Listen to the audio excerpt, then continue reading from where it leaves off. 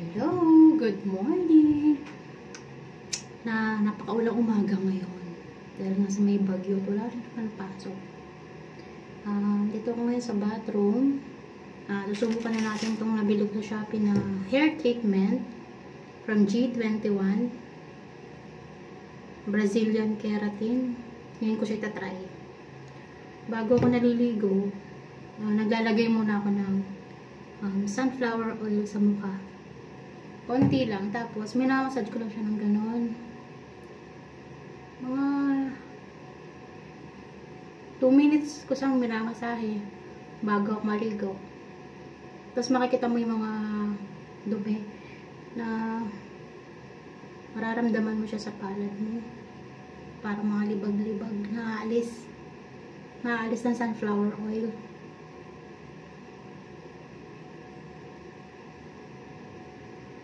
Massage ko na siya kanina. Inulit ko lang siya ngayon para ipakita sa inyo kung paano ko siya ginagamit. Yan. Pagkatapos, bago ako maligo, lalagay na muna ako ng hair treatment sa buhok. Para habang magsasabon ako or naglilinis ng katawan, nabababad na siya. Tayong hair clip sa baba.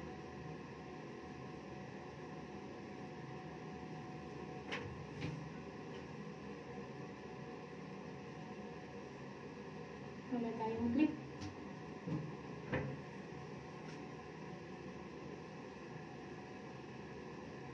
Unahin ko muna lagay nyo sa baba.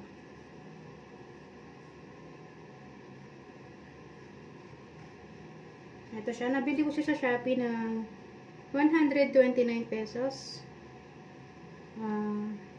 Sealed na sealed naman siya. Walang tapon, walang yupi. Okay naman yung pagkadating niya dito.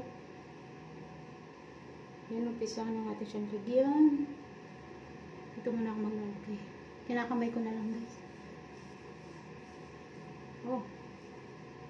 Malambot siya agad.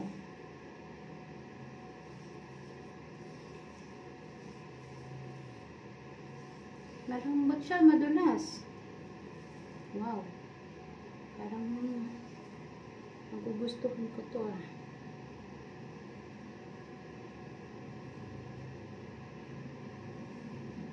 Kita ko kagad yung lambot niya, madulas. Hanggang dulo lalagyan natin kasi sobrang dry na tong buhok ko. Mahilig kasi ako magpalit ng kulay.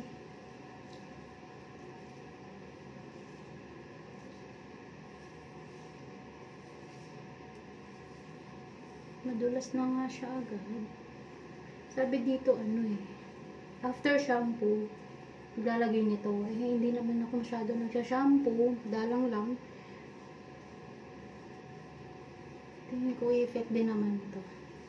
Tapos ibababad lang daw siya ng 3 minutes. Pwede na siya noon, banlawan. So, sakto-sakto. After ko mag-sabon,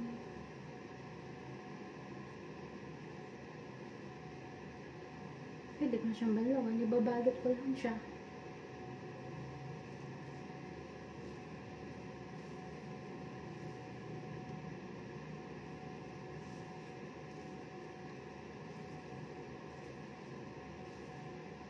Nabango siya. Hindi matapang yung amoy niya.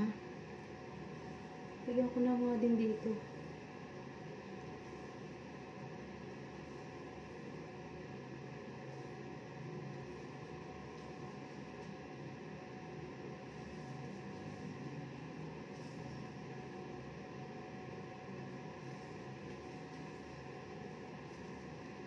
Ito pangalawang video ko na to. Simula nung nag 1K subscriber ako. Wala naman masama. Siguro kung itatry natin mag-vlog. Yung unang video ko, binura ko yung mixed veggies na food review kasi na-copyright. Habang kasi ginagawa namin yung video, nakasindi yung TV. Bawal pala yun. Dapat pala tahimik. Walang sounds na para hindi siya makaka-copyright. Sabi ng anak ko, burahin ko daw. So, binura ko. Bala ko na nga lang siyang i-voice over siguro. Pag hindi ako masyadong busy. Buti nga ngayon walang pasok. Ilang araw na walang pasok dahil sa bagyo. Bagyong Hana. Doreen, yan. Sabay-sabay silang tatlo. Walang pangalan ng isang bagyo. Ang dulas niya sa buhok.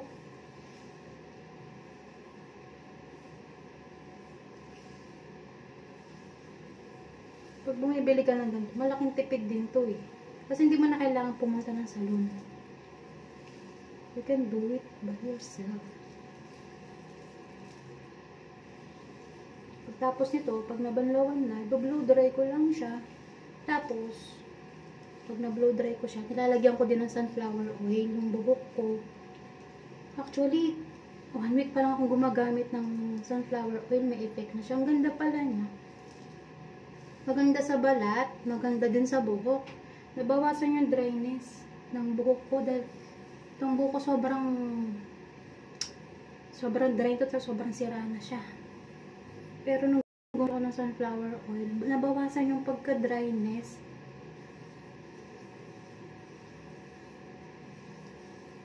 Siya mahirap i-apply ha. Actually, mabilis lang siya. Oh. Malambot lang siya sa buhok at saka madulas.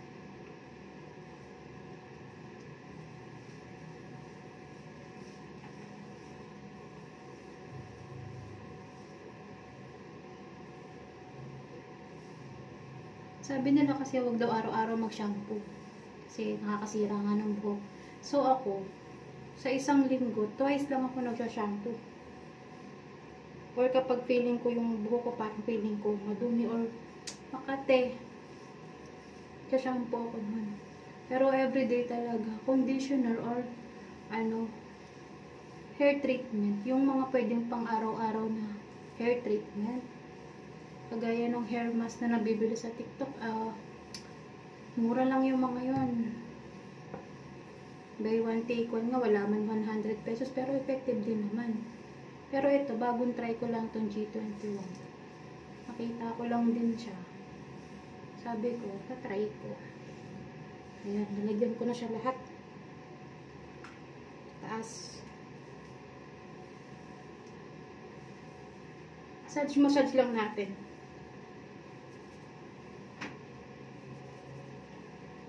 Ang dulas niya, oh.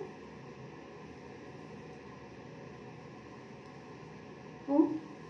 Sana kapag nabanlawan ganito rin siya, ano? Oh. Malambot siya. Malambot sa buhok.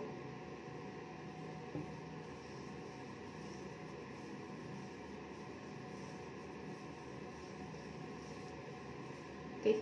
Pwede na natin siyang ibabad.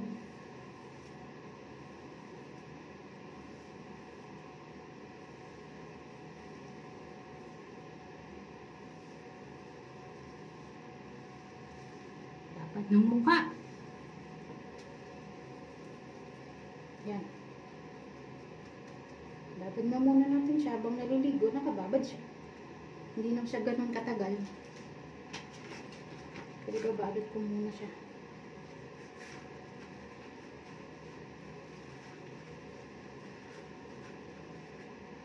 Ayan. Hugas muna tayo ng kamay.